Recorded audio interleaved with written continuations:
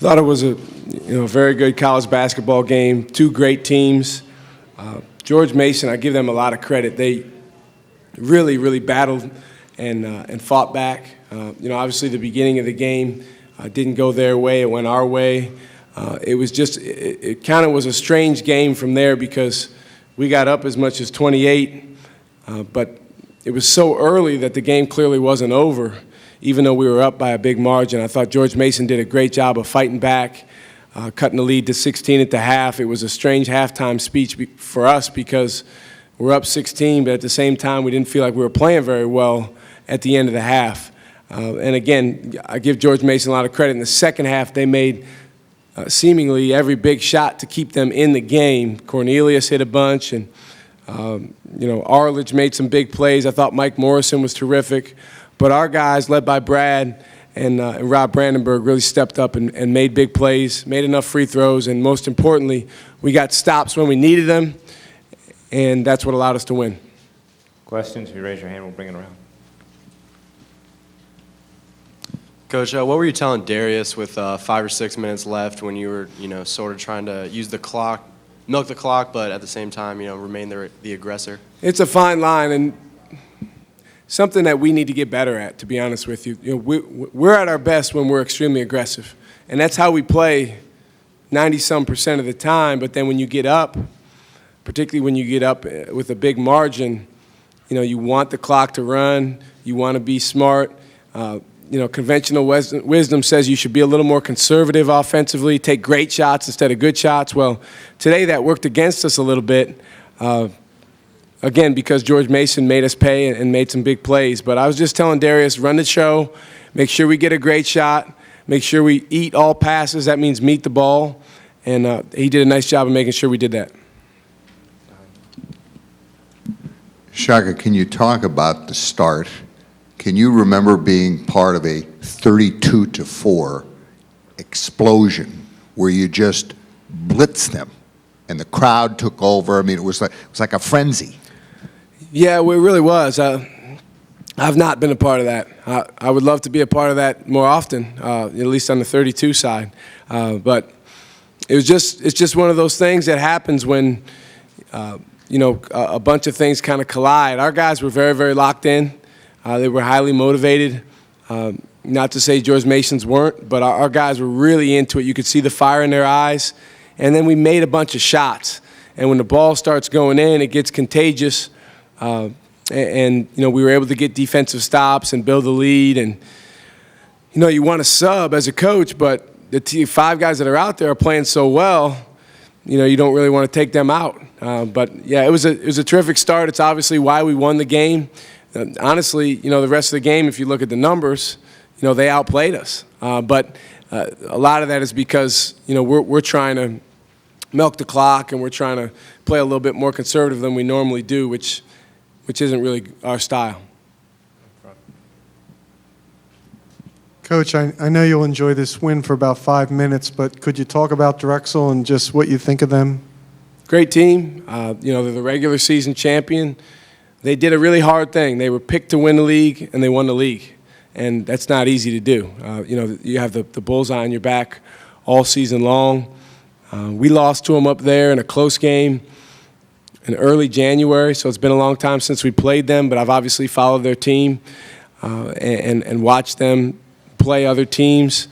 Bruiser's done a phenomenal job. He always does. But this year he's got them playing so much better offensively, and obviously most of the credit for that goes to the players, but certainly a lot of the credit for that goes to the coaching staff as well with what they're running and the way that they're letting them play with freedom. And then I can't say enough about their personnel. Massanet he's the most improved player in the league. He's terrific. He's just gotten better and better. And then Sammy Givens, I can't wait for him to graduate. He's been around forever. McCoy is such a force. He's like a brick wall in there. Damian Lee's had a phenomenal year, probably definitely the best freshman in the league.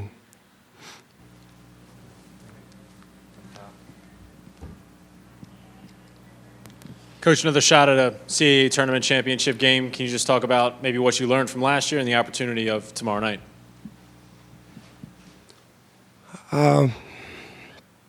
Last year was a very hotly contested game. I think what I learned most from last year is just you got to stay in the moment and you got to keep fighting, and the game's never over. I think there's so much hoopla and there's so much energy in the crowd and so much media coverage. It's easy to get caught up in the drama, but you need to stay focused on doing your job. And you've heard our guys talk about staying in the moment. That's where we need to be. So no matter what the score is, no matter what the time is, we need to be locked in on doing our job, staying on mission. Last year we played a really tough ODU team. They got up on us big. We battled all the way back, but it just wasn't quite enough. But I think what we learned from the aftermath of that game is that no matter what the score is and what the time is, you never want to give up because you never know how it's going to affect you. Coach, is Drexel the most physical team you guys will face in conference? And if so, is there anything you can do rotation-wise, without giving away your game plan, of course, to combat that? Or is it more just a clash of styles and you're going to try and go with what has gotten you here? Yeah, it's a clash of styles. We can't add a guy that can be as big and strong as McCoy inside. They list him like 270, but that's a joke. I mean, he's, like I said, he's like a brick wall.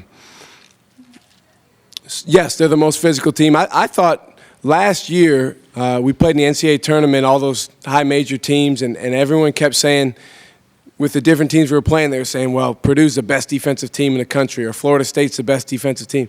I thought Drexel last year was the toughest team to score on of any of the teams that we played. And, obviously Bruiser's teams certainly have something in common with each other. This year's team is even tougher and more physical than last year's team was.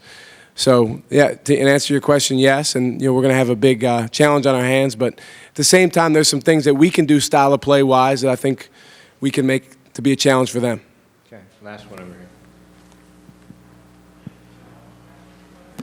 Shaka, you told your guys to go get some rest. Are you concerned about the physical and emotional toll this game will have on them tomorrow night? No, it's too late to cancel, Paul. I mean, this is a game, and I think it's set for 7 o'clock. It's not going to change. I told the guys, and this was kind of a theme for us last year in the NCAA tournament. If you remember, we played 3 games in 5 days. I told the guys just now, I said the team that makes excuses will lose, and the team that battles up and shows a level of toughness mentally and physically more than the other will win. That's the bottom line. So, no, I'm not concerned at all. You got 2 teams that just played 80 minutes and played, tough opponents, and now we get the opportunity to play 40 more.